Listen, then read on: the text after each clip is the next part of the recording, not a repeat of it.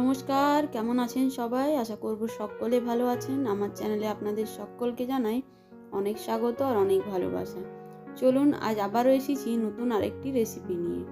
তো আজ আমি বানাবো পাস্তা সমস্ত সবজি দিয়ে। তো আমি এখানে পাস্তা বানানোর জন্য কি উপকরণ নিয়েছি সেগুলো একবার আপনাদেরকে দেখিয়ে দিই। এখানে আমি দু রকম পাস্তা নিয়েছি, মানে দুটো ডিজাইনের যে পাস্তাগুলো হয় দুটো নিয়েছি সমান সমান ভাগে। এখানে নিয়েছি ফুলকপি টুকরো টুকরো করে কেটেছি, নিয়েছি মটরশুঁটি, বিনস, গাজর, আর নিয়েছি হচ্ছে ক্যাপসিকাম, আর একটা চিজের কিউব নিয়েছি পেঁয়াজ, রসুন আর টমেটো। সমস্ত কিছু সবজি এক সাইজে ছোট ছোট করে কেটে নিয়েছি।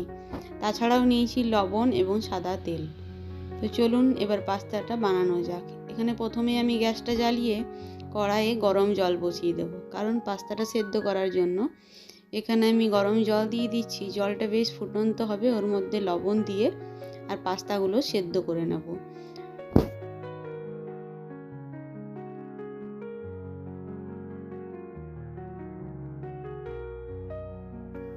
তো ফুটন্ত জলে আমি 1 চামচ মতো লবণ দিয়ে নিয়েছি, তারপরে পাস্তাগুলো দিয়ে দিয়েছি সেদ্ধ হওয়ার জন্য।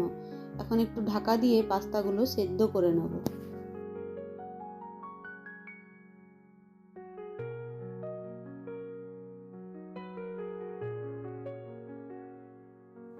এখানে দেখুন আমার পাস্তাগুলো সেদ্ধ হয়ে গেছে, জল ঝরিয়ে রেখে নিয়েছি। তারপর আবার একটা কড়াই বসিয়ে দিয়েছি গ্যাসে। এখানে দিয়ে দেবো আমি সাদা তেল। তেল গরম হয়ে যাওয়ার পর প্রথমে আমি দেব রসুন কুচি। আমি এখানে 2-3টে কোয়া রসুন ভালো করে ছোট ছোট করে টুকরো করে কেটে রেখেছিলাম, সেগুলোই দিয়ে দিয়েছি এখন গরম তেলের মধ্যে। রসুনটা একটু ভাজা ভাজা করে নিয়ে দিয়ে দেবো পেঁয়াজ কুচি। পেঁয়াজও আমি এখানে একটা গোটা পরিমাণে পেঁয়াজ কেটে রেখেছি, সেটা দিয়ে দেবো। এখন হালকা পেঁয়াজটা ভেজে নেব, তারপরে সমস্ত সবজিগুলো দিয়ে দেবো এক এক করে।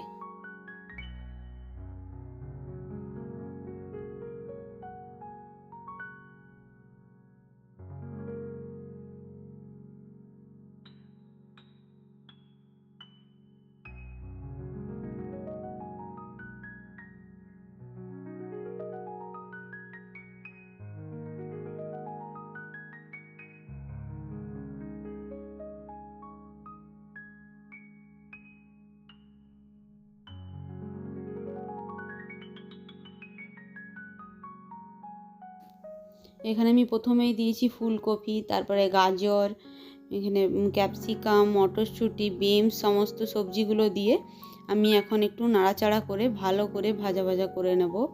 তাছাড়াও এর মধ্যে দিয়ে দেবো লবণ, হলুদ আর একটুখানি আমি হালকা পরিমাণে জিরে গুঁড়ো দিয়েছিলাম।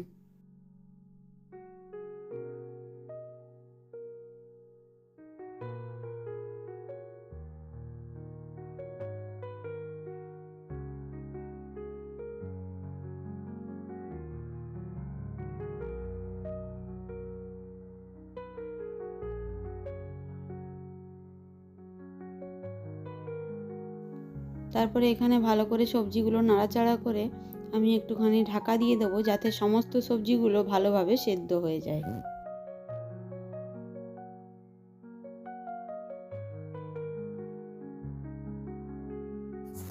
তো এখানে আমার সমস্ত সবজি ভালোভাবে সেদ্ধ হয়ে গেছে। এখন গ্যাসের আঁচটা বাড়িয়ে এখন একটু ভালো করে নাড়াচাড়া করে ভেজে নেব, তারপরে পাস্তাগুলো অ্যাড করে দেবো।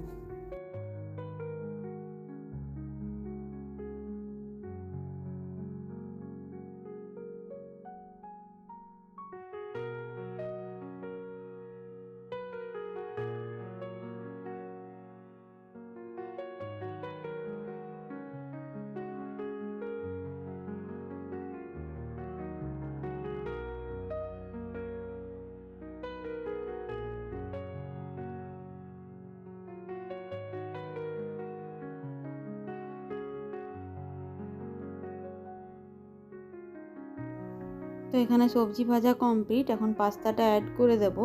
আর পাস্তাটা অ্যাড করে দেওয়ার পর সবজি পাস্তা সব একসাথে একটু ভালো করে ভাজা করে নেব। তারপরে এর মধ্যে আমি মশলা অ্যাড করব। আমি এখানে ইউজ করব হচ্ছে ম্যাগি মশলা, আপনারা চাইলে পাস্তা মশলা অ্যাড করতে পারেন। তো আমি যখনই পাস্তা বানাই তখনই ম্যাগি মশলাটাই ইউজ করি, খেতে বেশ টেস্টি হয়। আর তাছাড়া আমরা ম্যাগি মশলাটাই বেশি ইউজ করি, পাস্তা মশলাও মাঝে মাঝে করি, তো বেশিরভাগ ম্যাগি মশলাই ইউজ করি। তো আজ আমি ম্যাগি মশলা দিয়েই পাস্তাটা বানাবো। আর তাছাড়াও ম্যাগি মশলা দিয়ে কিন্তু পাস্তাটা খেতেও বেশ মন্দ হয় না, খুব সুন্দর টেস্ট হয়। পাস্তা মশলাতে একটু টক টক ভাবটা বেশি থাকে, কিন্তু ম্যাগি মশলাতে অতটা টক ভাব থাকে না, এটাই আর কি তফাৎ।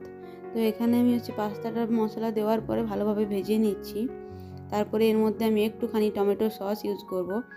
যেহেতু বেটুর পাপা খুব একটা টমেটো সস খায় না, তার জন্য আমি খুব একটা দিলাম না, জাস্ট একটু দিয়েছি, একটুখানি টমেটো সস দিয়ে ভালো করে নাড়াচাড়া করে নিচ্ছি। আর আপনারা চাইলে এর মধ্যে চিলি সস, সয়া সস এই কিছু অ্যাড করতে পারেন। আমি খুবই ঘরোয়াভাবে বানাচ্ছি, তাই খুব একটা সসও ইউজ করিনি, কারণ সসটা যেহেতু বললামই তো যে সসটা আমাদের বাড়িতে সেরকমভাবে খাওয়া হয় না। তো এখানে আমার পাস্তা বানানো কমপ্লিট। এখন আমি ওপর থেকে দিয়ে দেবো চিজ, আর দিয়ে দেবো চিলি ফ্লেক্স, আর একটু অরিগ্যানো দিয়ে কিছুক্ষণের জন্য ঢাকা দিয়ে রেখে দেবো। চিজটা বেশ গলে যাবে, তারপরে সার্ভ করব।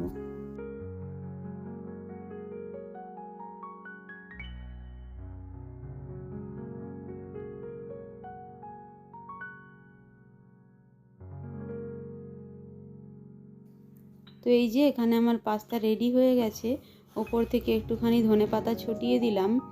তো আজকের এই পাস্তার রেসিপিটা আপনাদের কেমন লাগলো অবশ্যই কমেন্ট করে জানাবেন কিন্তু, আর ভালো লাগলে লাইক কমেন্ট শেয়ার করে আমার পাশে থাকবেন। চলুন দেখা হচ্ছে নেক্সট আবারও একটি রেসিপির সাথে। ততক্ষণ সকলে সুস্থ থাকবেন, সকলকে সুস্থ রাখবেন। চলুন আজ তাহলে আসি, বাই।